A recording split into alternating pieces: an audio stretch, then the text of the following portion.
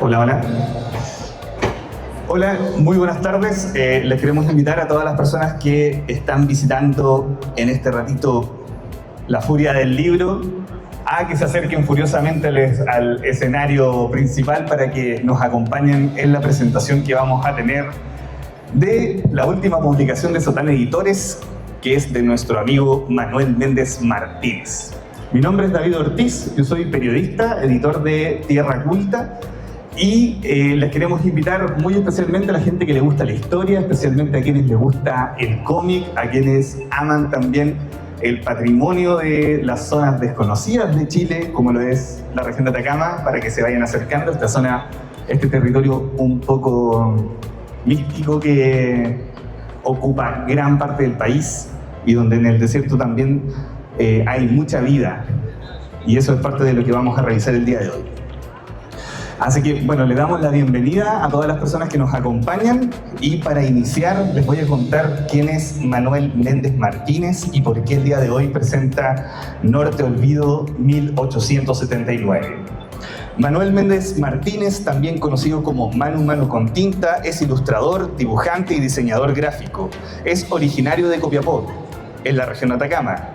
Hoy en día dibuja desde las costas atacameñas, específicamente desde la hermosa comuna de Caldera.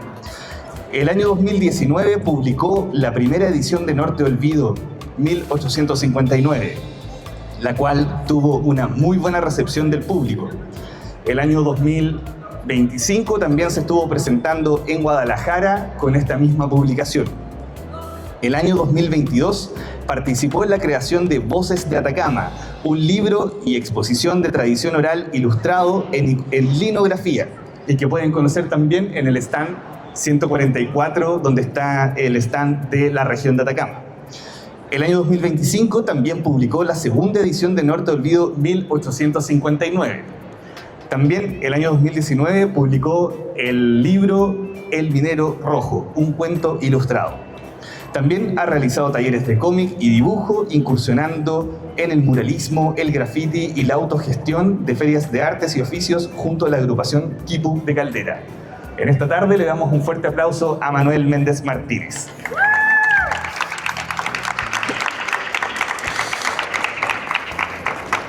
Manuel, buenas tardes. Buenas tardes, David. Hola a todos, todas las asistentes. En la primera entrega de Norte Olvido 1859, que es este libro azul de aquí, Soro, un joven zorrito de Copiapó, se une a las huestes del caudillo Pedro León Gallo en la Revolución Constituyente de 1859. Una guerra civil que enfrentó a las fuerzas descentralizadoras y federalistas de varias regiones del país contra el gobierno centralista de Manuel Montt y la Constitución que venía de los tiempos de Portales. Luego de pasar muchas vicisitudes, Soro sufre el horror de la guerra, donde los atacameños fueron derrotados por el ejército chileno en la región de Coquimbo.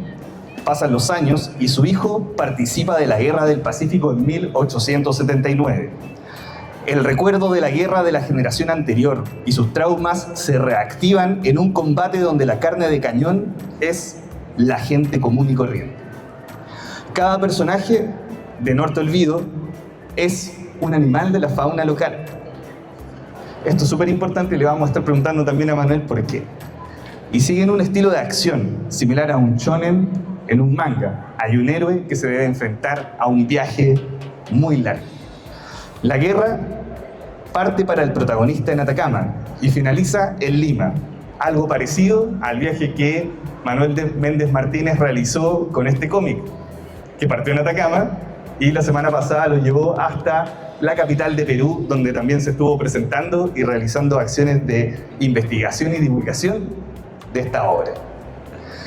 Hoy Manuel Méndez Martínez se presenta aquí en la Furia del Libro con el respaldo de la editorial Sotán Editores.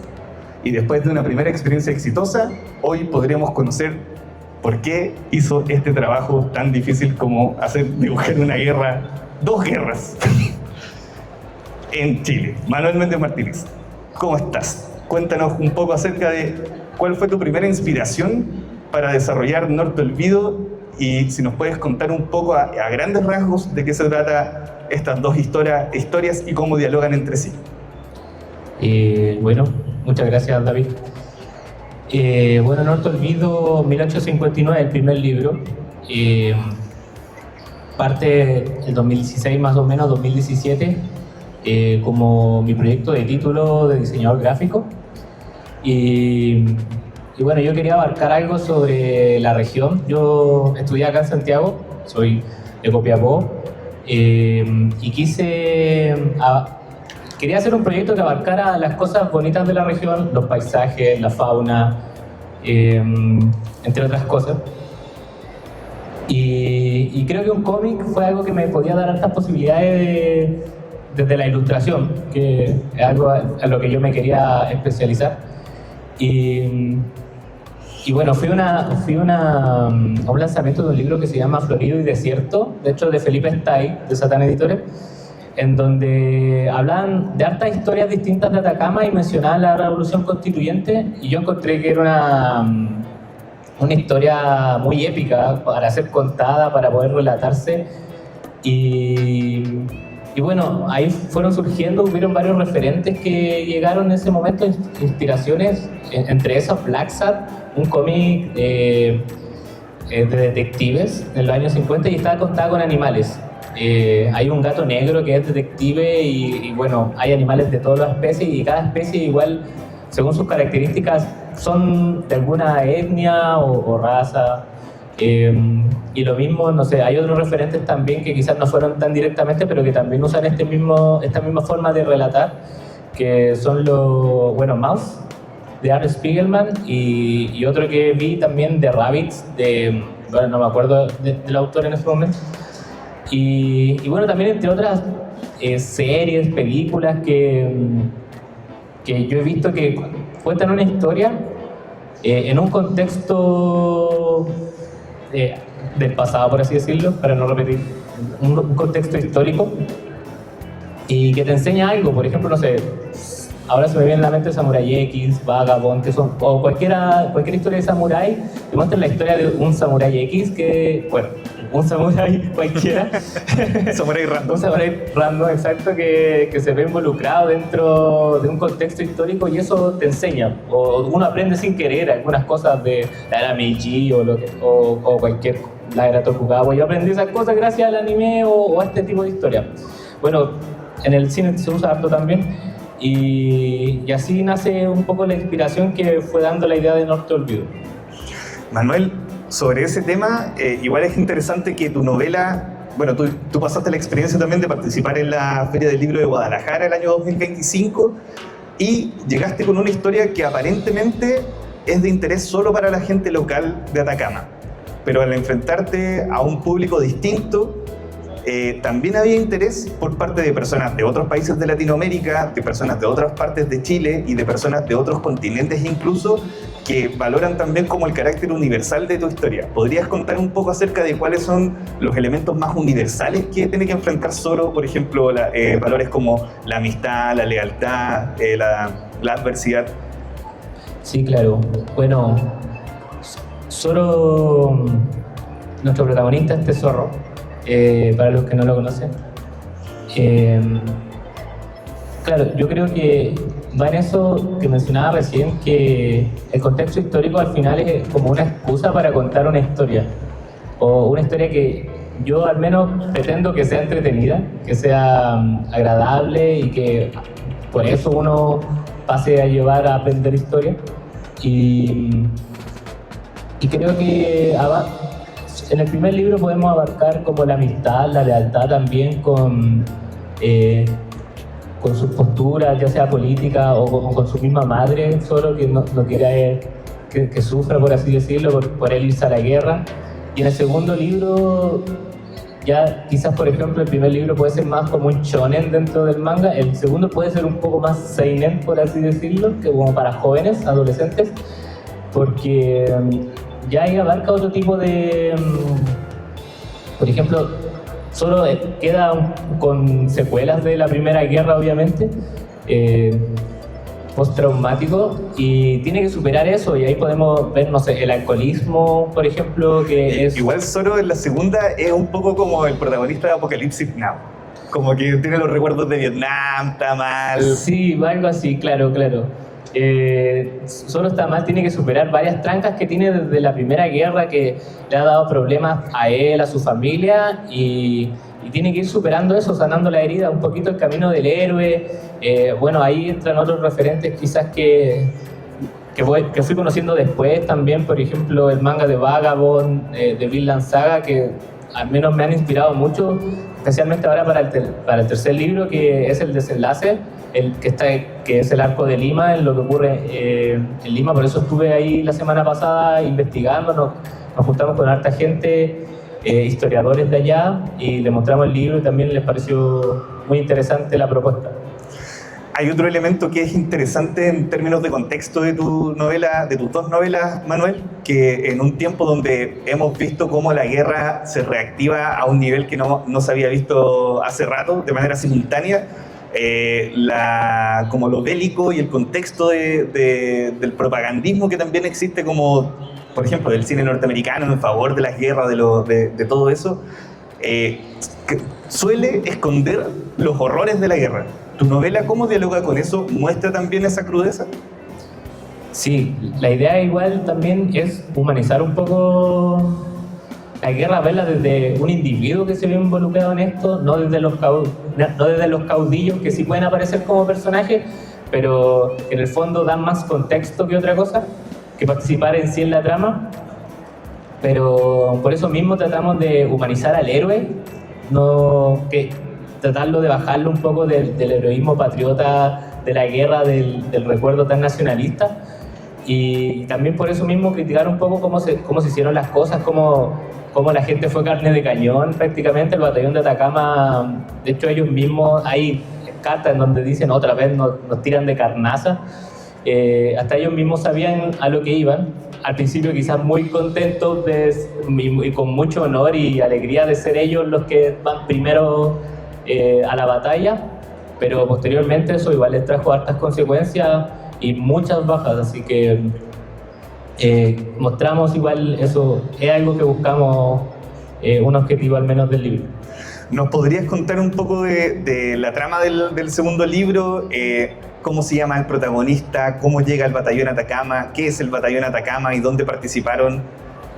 Claro, bueno, este libro son 20 años después del primer libro, 1879, cuando estalla la guerra del Salitre o guerra del Pacífico, y tenemos a Zoro a regañadientes de esta guerra, obviamente no quiere participar, y han pasado bastantes años en donde este personaje formó familia, pero sus traumas no dejaron sostener bien a su familia unida, por así decirlo. Y bueno, esto es el principio del libro, así que no es un gran spoiler, pero llega Violeta, su pareja o expareja en este caso, y le dice que su hijo Arcadio, que tiene el nombre de uno de los personajes del primer libro en honor al personaje, Arcadio se enrola en el batallón cívico de Atacama que se estaba formando en ese tiempo. Y bueno, el batallón de Atacama fue un batallón cívico en donde habían de todo, artesanos, profesores, pero en su mayoría mineros, que bueno, engancharon por este fervor patriota que había en ese entonces en los diarios, en todos los lugares se hablaba mucho sobre el valor de Chile, sobre en ese caso el Perú y Bolivia, o con Bolivia quizás al principio, que fue el detonante al menos de la guerra, el conflicto con Bolivia. Y bueno, se ve enrolado en esto con ese fervor y hipnotizado también por la patria y por morir allá, como que tenían muchas ganas de morir en la guerra. Se idealiza mucho también en la región de Atacama el batallón Atacama, porque al estar compuesto por mineros se le atribuye que fue uno de los que participó de manera como más ágil en la toma del Morro de Arica. No sé si eso se refleja o qué descubrieron ustedes dentro de la investigación también para la novela.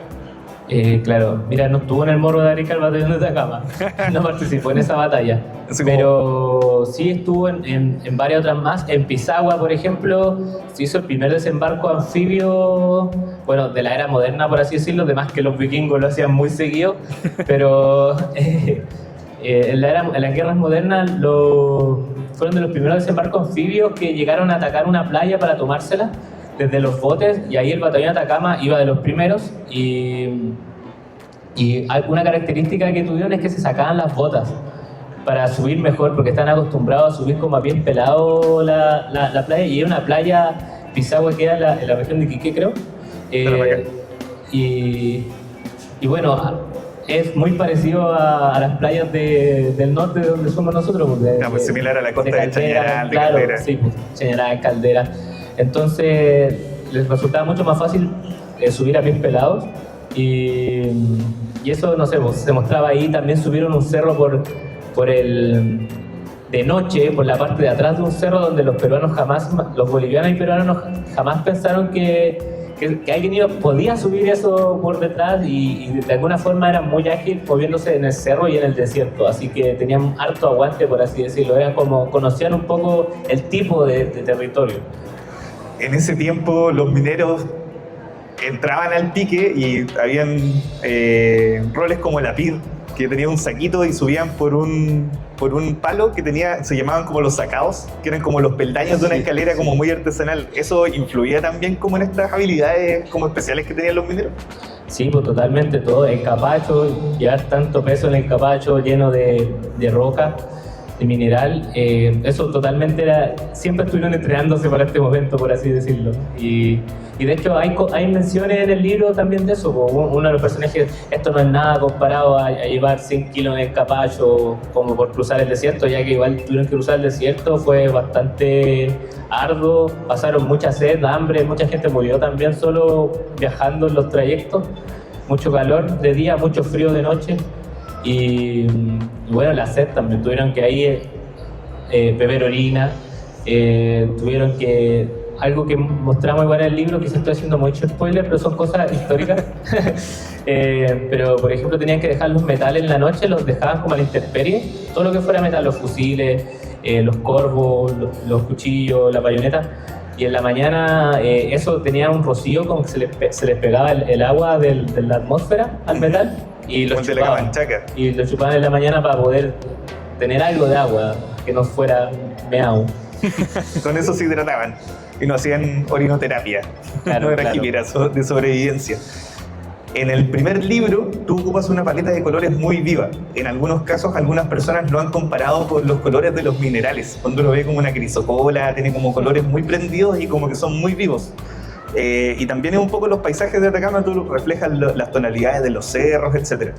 Pero en la segunda, y de hecho haces el juego con la bandera, que también la tenemos ahí en el stand de Atacama, muestra también los cielos de Atacama y un montón de elementos como visuales que tienen mucho que ver con los colores del atardecer, sobre todo del desierto. Harto morado, harto gris. Pero en el segundo libro tú ocupas una paleta de colores tremendamente diferente, que tiene solamente 3 tonalidades, tengo entendido. ¿Nos podrías explicar por qué tomaste la decisión de cambiar la coloración y también cómo aporta a la intención quizás como más dramática que quisiste dar? Sí, hay bastantes razones. Bueno, yo creo que la primera de todo es facilitar el trabajo. La verdad es que hacer algo así a full color son estas decisiones que uno tiene que ir tomando. Cada paleta de colores va cambiando dependiendo de la escena, y tratar de que se note el cambio de escena también a través del color. Al menos eso en el primer No te olvido es muy marcado. Así que, claro, disminuir el tiempo de esas decisiones que hay que tomar. En el segundo es solo negro con rojo, con un pantón rojo. Son las 2 tintas, más el blanco. La segunda razón es económicamente más barato imprimirlo también. Son 2 tintas, que en ese son 4, Semica, y entonces ya son de esas 2 razones. Y bueno, la otra razón que por qué decidí el rojo, porque pude haberlo hecho en blanco y negro nomás, pero me decidí a dejar el rojo por, bueno, el drama. Siento también que servía para destacar a los personajes igual, resaltarlos del gris, y que también conservara un poco lo del primero, que en el fondo se usa...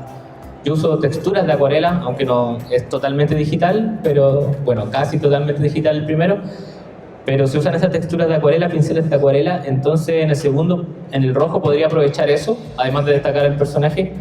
Y bueno, así como de yapa, por así decirlo, también son los colores de los diaguitas, así que también le da un poco de algo de la zona. Así que eso, pues, y la sangre también, pues, para que se viera bien la sangre de la guerra, porque, claro, no te olvido, igual al ser, como lo que decía, demostrar las crudezas de la guerra, tiene ahí, es violento también la historia de alguna forma. Por eso no creo que sea para niños quizás tan pequeñitos, pero eso, por eso fue la elección de los colores. Según fuiste tomando decisiones de estos animales antropomórficos. La primera, cuando se enfrentan los atacameños contra los centralinos, tú elegiste también fauna de la región de Atacama para representar a los personajes principales. Hay un personaje que, muy buen nombre, que es una vicuña, que se llama Benjamín. Sí, sí, claro. El zorro se llama Zoro. Benjamín la vicuña. Benjamín, sí, la vicuña. Y ahora también tomaste decisiones similares en cuanto como a la fauna. Sí, obvio, eso se mantiene. De hecho, es como una característica igual ya de No te olvido, que cada fauna o sea, cada personaje tiene la fauna de su territorio. De hecho, ahora aparece aquí un nuevo personaje que es peruano y es un oso de anteojos. Es el único oso sudamericano. Sí, un oso, claro, el único oso sudamericano que está acá. Y no, eso totalmente va siguiendo, pues de hecho igual he tenido que ahí ver otra fauna peruana, hemos incluido llamas. Ahora que estuve en Perú me dijeron que incluyeron cuy, sí o sí tenía que incluir un cuy, así que ahí estamos viendo, creo que Piérola, que fue el dictador que estuvo a cargo cuando Chile tomó Lima, invadió Lima, parece que lo voy a hacer un cuy, se viene. Oye, ¿nos podrías contar también cómo hiciste la investigación? ¿Te asesoraste con alguien? ¿Qué te han dicho también los historiadores? Tengo entendido que participaste en un encuentro con historiadores de Perú. Sí, claro. El libro 2, bueno, el primero fue mucho más como desde mi propia investigación, que más que nada investigar de ciertos libros. No recuerdo ahora, uno era Atacama de Plata de Oriel Álvarez y el otro tiene un nombre bien largo, no lo recuerdo, era regionalismo, liberalismo y algo así, pero era escrito por alguien de Santiago, así que igual era una mirada mucho más objetiva de la Revolución Constituyente, por así decirlo, porque, bueno, también como son muy heroicos el batallón de Atacama, en la Revolución Constituyente también hay un fervor, un fanatismo. Como el chauvinismo atacameño. Claro, atacameño. Y bueno, para el segundo trabajé directamente con Raúl Ocaranza, un profesor de historia, en donde él se preocupaba de cada detalle histórico. Yo se lo preguntaba o planteaba y él lo buscaba o tenía el dato verídico, la bibliografía la tenía bien clara. De hecho, este libro, el primero, y este también, tiene la característica que acá atrás tiene los datos históricos de los hechos que sí ocurrieron. Con buena cronología. Claro, las viñetas que tienen un hecho histórico o algún detalle que se requiere ver, están marcadas con un cactus. Y acá al final están todos esos en esta enumerados, y también está la bibliografía en donde se sacó todo ese material. Y no solo libros, también hartos videos en YouTube.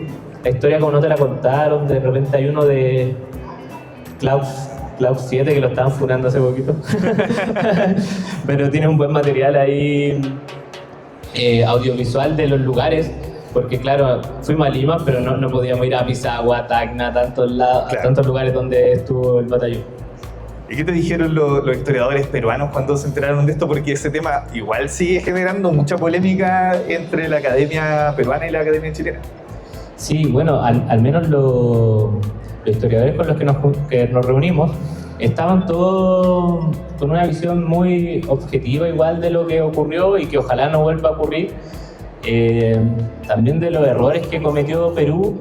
Nosotros igual estamos como conscientes de los errores también que cometió Chile, al menos como con cómo trataron a sus soldados, por así decirlo, cómo los explotaron. Y ellos también están muy conscientes como de su propia historia y la tienen muy presente, encuentro yo. Tienen a sus personajes, no sé, igual no mostraron libros que ya se habían hecho de cómics de personajes de ellos famosos. Bueno, ellos también tienen la cultura inca, pero les gustó mucho. De hecho, habíamos hablado harto del libro y cuando nosotros íbamos a dar una charla en la Universidad de San Marcos, pero la charla se tuvo que dar online porque la universidad está en toma. Entonces, nosotros conocimos al profesor José Chaupis, que él ya tiene varios libros, tiene como 10 libros, no todos de la Guerra del Pacífico, pero sí tiene mucho manejo en el tema. Y el último que va a sacar este año también es un libro sobre las batallas de Lima, Miraflores y San Juan. Y bueno, a él lo que más le sorprendió fue que era un libro bastante, bueno, no es un libro delgado, no es como una revista, quizás se imaginaba más como una revista. Y nada, le gustó mucho la gráfica, no creo que lo haya leído todavía, pero le regalamos un par de libros y la verdad es que fue muy buena la recepción con los alumnos. Nosotros la charla que hicimos online fue sobre el proceso creativo, yo mostré harto material gráfico y de hecho después nos juntamos con 5 alumnos del profesor que engancharon y los conocimos y así podemos ver la perspectiva también desde los jóvenes. Y al menos todos muy buena onda, muy grato, como que claramente ellos entienden que fue algo del pasado y la verdad es que ahora yo con este libro también intento borrar como esa rencilla, por así decirlo. Igual para nosotros quizás es más fácil porque somos los ganadores de la guerra, por así decirlo, pero quiero tener personajes peruanos bien escritos igual. De hecho ahora estamos trabajando en un personaje que está en el libro 3, que va a ser como la antítesis, por así decir, del antagonista de Arcadio, pero él tiene sus propias posturas también de la guerra y de cómo defender su territorio, porque claro, ellos, a diferencia de Chile que está invadiendo, ellos están defendiendo sus casas, su territorio. Oye, en la primera versión de Norte del Vido también tuviste muchos lectores, porque el libro tuvo harta circulación en Atacama. ¿Cuál ha sido la relación también con las personas que lo leyeron y que ahora están interesadas en la continuidad del libro? Mientras pedimos también el micrófono para empezar a abrir las preguntas, si me podéis comentar eso. Bueno, no, la gente está muy expectante igual de la salida de este segundo libro. El lanzamiento que hicimos ahora a final de abril fue bastante gente. Participaron también, se hizo con una expo y la verdad es que asistió harta gente, se hicieron hartas preguntas, tocó una banda, estuvo muy bonita la instancia y después, claro, esa semana también hicimos giras por los colegios. Hay un colegio que también tiene el libro como lectura obligatoria, ya varios cursos compraron todo el libro.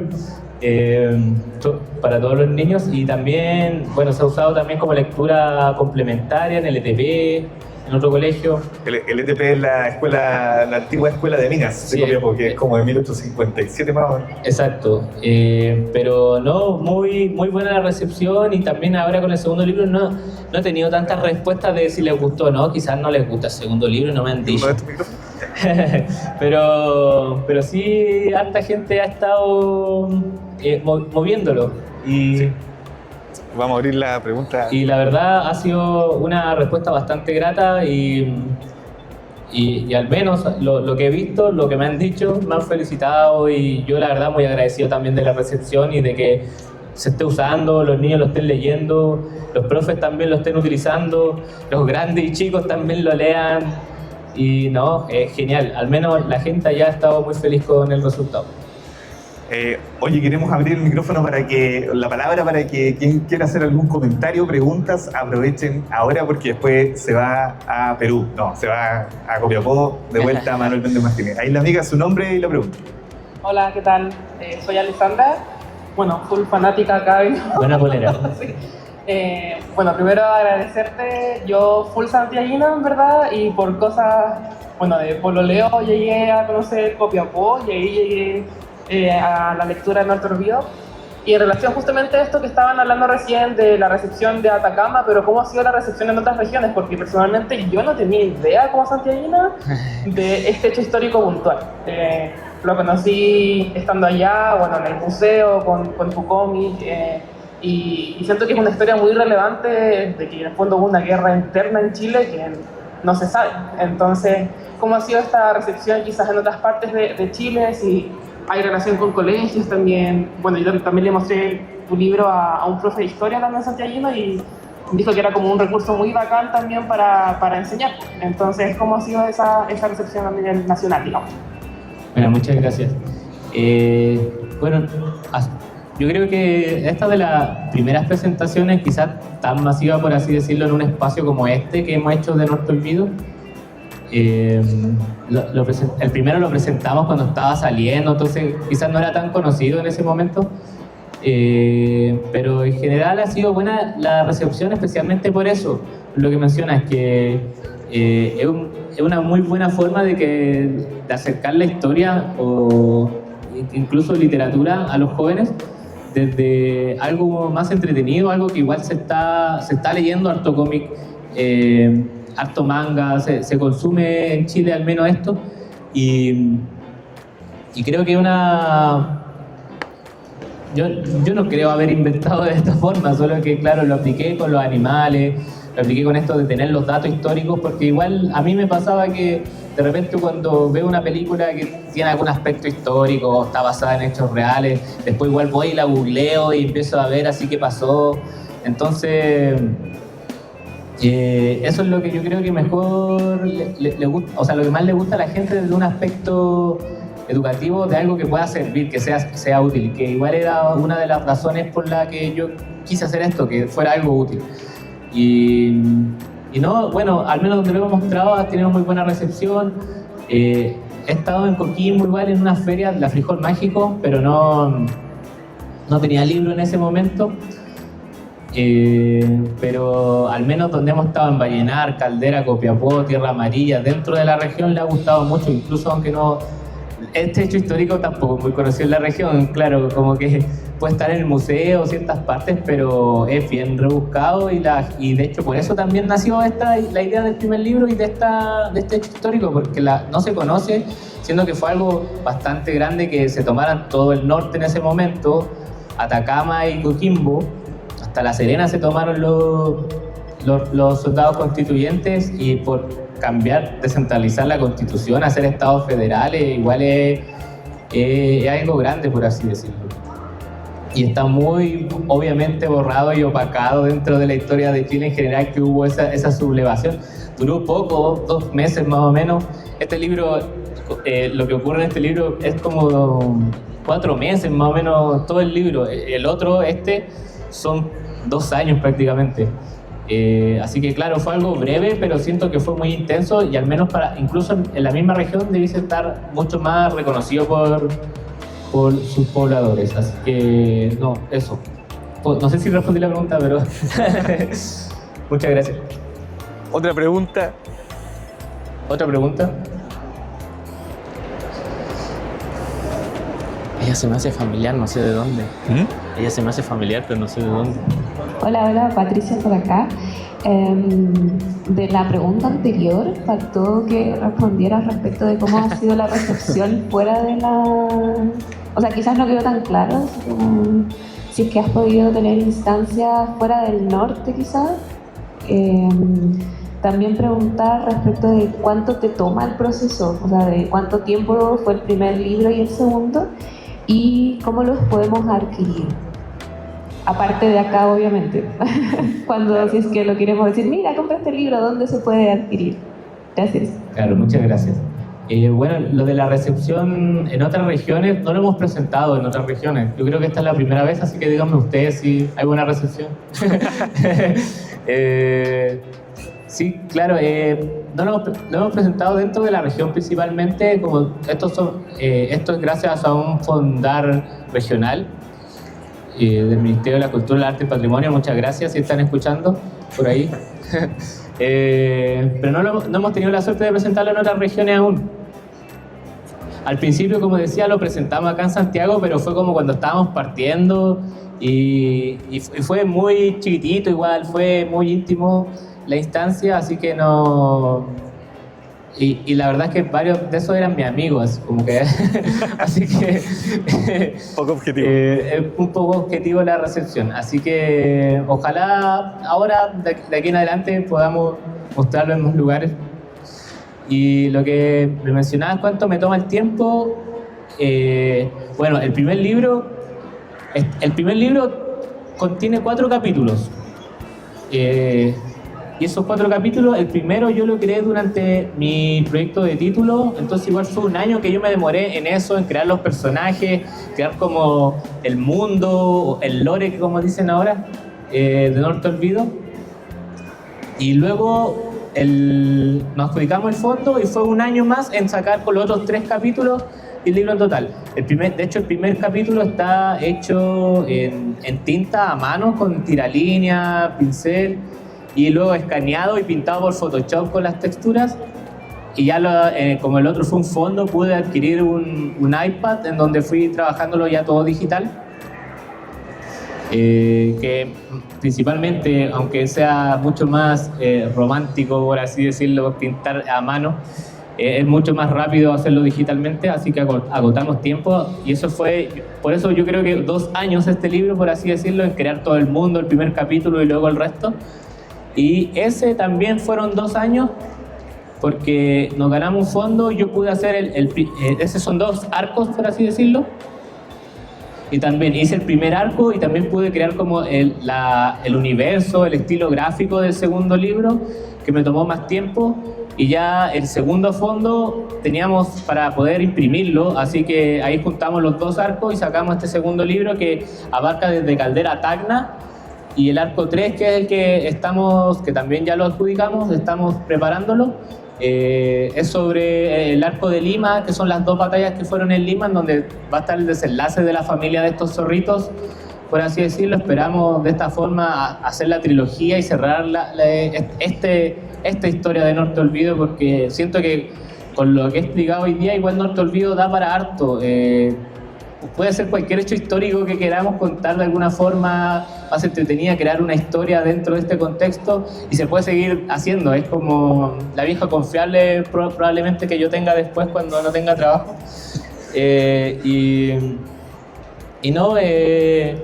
Eso yo creo que contesta la pregunta. 2 años y 2 años también. Me faltó mencionar lo de Guadalajara, que ahí lo compartiste igual. Ah, bueno, en Guadalajara lo compartimos también. Pero claro, ahí lo compartimos como con gente directamente, más que en una presentación, porque en la presentación hablamos como de la región entera, éramos varias editoriales hablando de nuestro trabajo y de cómo era editar y publicar desde el desierto más árido del mundo. Pero también fue muy buena la recepción, especialmente, claro, no en el hecho histórico, pero sí en el material gráfico. Les gustaba mucho a primera vista. Llevamos solo este libro porque no teníamos listo el segundo, pero a primera vista la gente, la verdad, que lo encontraba muy bueno. De hecho, como que nos decían que vendiéramos los derechos, que hiciéramos reunión y todo, pero nosotros era primera vez que íbamos, bastante pollitos, no nos movimos tanto, pero fue bastante interesante la experiencia, aprendimos harto y quizás para la próxima. Y bueno, ¿en dónde pueden adquirirlos? Nuestro distribuidor oficial, al menos ahora, es Atacama Comics, que se puede comprar online, hacen envíos. Acá en Santiago, con Satán Editores directamente, hoy día en el stand 144, que es de las editoriales de Atacama. Y por Instagram también, pero yo creo que probablemente si me hablan por Instagram, yo los mandaré a Atacama Comics. Así que Atacama Comics directamente.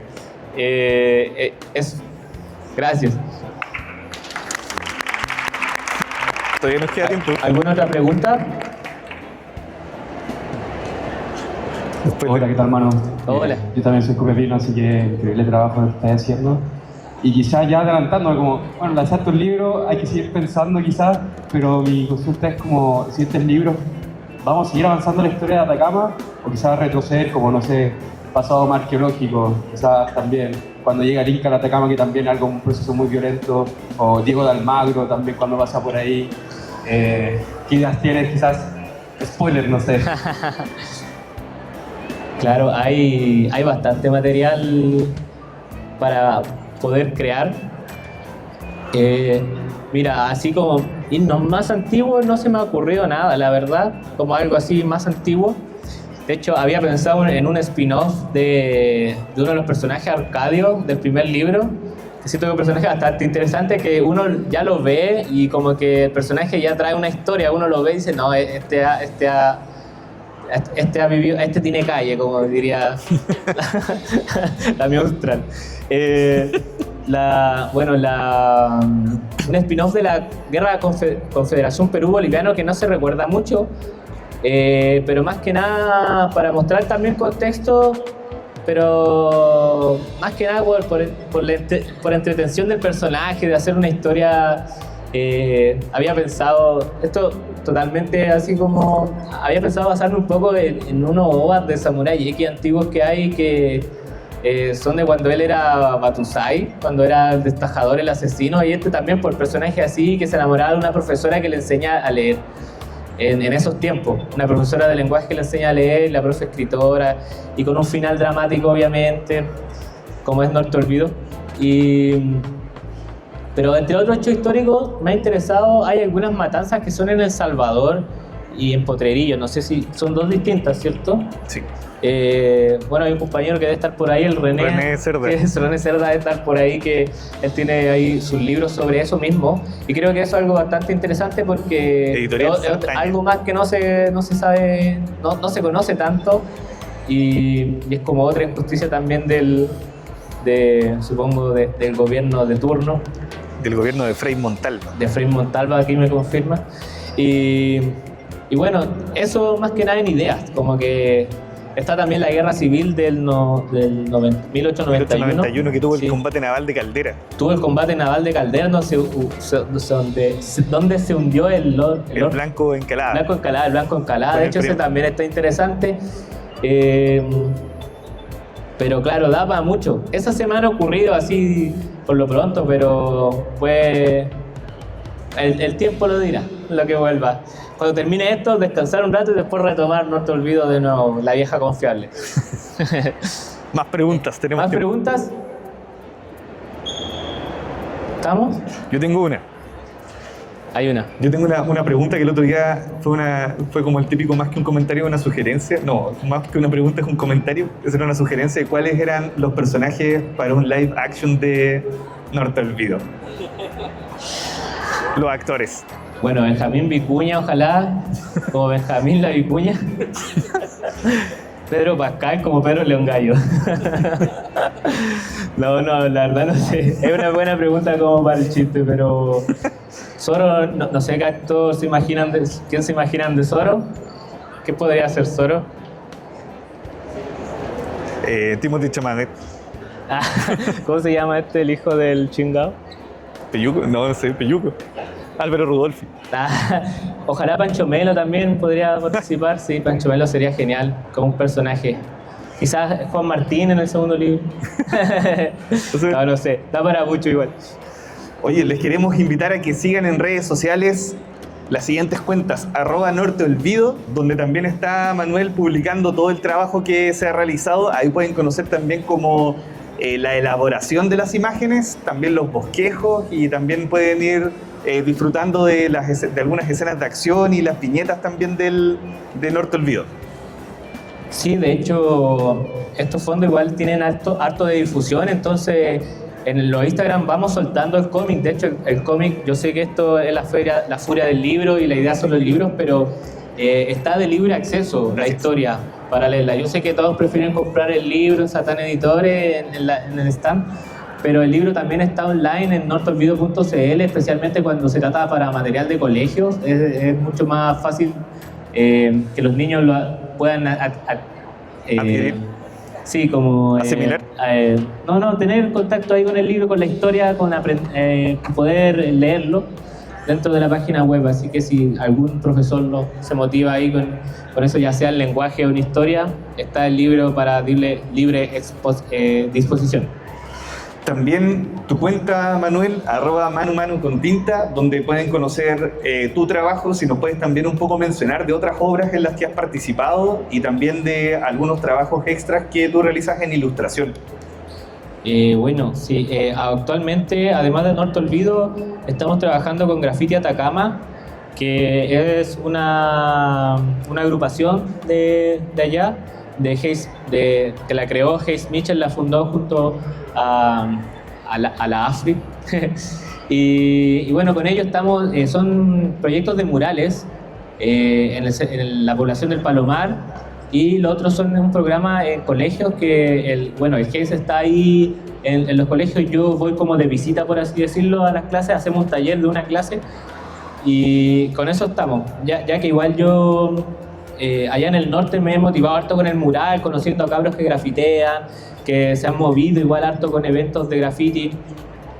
Y bueno, eso actualmente. Otra obra, El Minero Rojo, que lo ilustré, un cuento de un reconocido escritor copiapino, David Ortiz.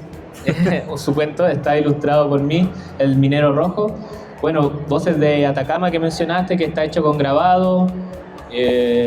Bueno, esas son como mis publicaciones, creo, entre otras cosas que ¿Algunas ilustraciones de portadas también has realizado? Sí, portadas para Tierra Culta. Arrecife de Patricio Encina. No. Yo hice El de Miel de Pablo Orellana. De Pablo Orellana. Bueno, serigrafía, tenemos ahí sus poleras, la Feria Kipu, la agrupación Kipu que tenemos allá, en donde en el verano nos movemos harto con ferias independientes de arte y oficio, en donde vendemos, con la agrupación nos organizamos e instalamos la feria en distintos puntos de Caldera, en donde mostramos nuestro trabajo, nuestro oficio, ya sea la ilustración, ya sea la serigrafía, ya sea la artesanía, también, alfarería. Hay de todo un poquito, así que... Siempre ligado al patrimonio y la naturaleza. Sí, siempre ligado también harto al territorio. Y esa es como la idea también de mostrar lo bonito, ya que siempre dicen que Copiapó es feo, que la región es fea, entonces como que nosotros igual nos motivamos para mostrar lo que de verdad a nosotros nos llena y nos vale, y que sea mostrar lo bonito de la región también, pues si no, ¿para qué se van a quedar con que es feo? Es súper fácil decir que algo es feo, pero es súper difícil construir algo y mostrar lo bonito que es. Es interesante también el trabajo de murales que ustedes realizan como para mostrar otros aspectos de Caldera, que si bien la gente asume que no hay vida en el desierto, en realidad Atacama está muy vivo. Ustedes han reflejado aspectos, por ejemplo, la presencia de los cetáceos que pasan por la corriente Humboldt, que a su vez hace que el mar esté lleno de vida, pero también que el desierto de Atacama, y precisamente el desierto florido, tiene cerca de 200 especies, y un dato muy raro es que la biodiversidad vegetal de Chile, el 19% está en Atacama, que era una selva que se convirtió en desierto. Entonces ustedes también tratan de darle esa mirada. Si nos puedes comentar de los motivos también con los que trabajan para ese muralismo. Mostrar ese tipo de contenido en los murales, al menos desde mi punto de vista, yo creo que algo muy importante es educar. Como que la gente aprenda de su propia fauna, de su propia flora, de lo que hay en el hábitat, porque si uno aprende lo que hay, aprende a quererlo y también a cuidarlo. Entonces eso es algo que hemos hecho harto, de hecho con Huellas Visuales, que era un proyecto que sacamos todos los años, en donde siempre había una temática, creo que había de pueblo originario, después sacamos de flora y fauna, posteriormente sacamos de paleontología. De hecho en paleontología hay, junto con un amigo, Zach, otro grafitero de Caldera. Sí, de Caldera, Copiapó, a llenar, de hecho, porque ha vivido en todos esos lugares, y es geólogo. Es muy interesante este personaje porque es geólogo, pero pinta graffiti, entonces como que ha combinado sus dos habilidades, por así decirlo, o oficios, y con él, por ejemplo, hicimos un mural sobre el Thalassocnus, que es un perezoso marino que existió allá, y lo hicimos con una infografía para que la gente lo leyera, viera de dónde están en sus partes, dónde se han encontrado, también como el tamaño, el peso y también los huesos, así como que tratar de hacerlo interactivo y claro, para que la gente principalmente tenga más acceso. Lo bacán de los murales es que no discriminan, si uno pasa por ahí lo ve y lo va a consumir de alguna forma, así que eso es bacán de los murales. Instantáneo y gratuito. Exacto. Ya, pues entonces queríamos agradecerles su participación a todo el público que nos acompañó el día de hoy, invitarles también a que si van a Caldera en el verano a Bahía Inglesa se toman un pisco sour, compren también el trabajo de Manuel Méndez Martínez que probablemente va a estar en una de las ferias ofreciendo sus productos, y recordarles también que sigan @norteolvido en Instagram, Manu con tinta, @satan.editores para que conozcan también el trabajo que lidera el ilustrador atacameño y diseñador Felipe Stay, y también les invitamos a que nos sigan en Tierra Culta. Estamos en una campaña muy miserable donde estamos tratando de pedirle a todas las personas que nos sigan para llegar a los 7.000 seguidores, y ahí también divulgamos contenidos de historia, patrimonio, ciencias desde Atacama, pero también para toda Latinoamérica, con contenido de Chile y del resto de Latinoamérica. Nuestro stand. Y nuestro stand es el 144, donde queda el último ejemplar del Minero Rojo, un libro que publicamos con Manuel el año 2019 y que tiene sus ilustraciones de un hombre, un pirquinero, que se cae en un pique lleno de vinchucas, se muere, aparece el diablo, juega en una partida de billar y ahí tienen una experiencia satánica, que es más o menos lo que nos gusta siempre que nos reúne el diablo como un poco en el norte. Eso, así que muchas gracias.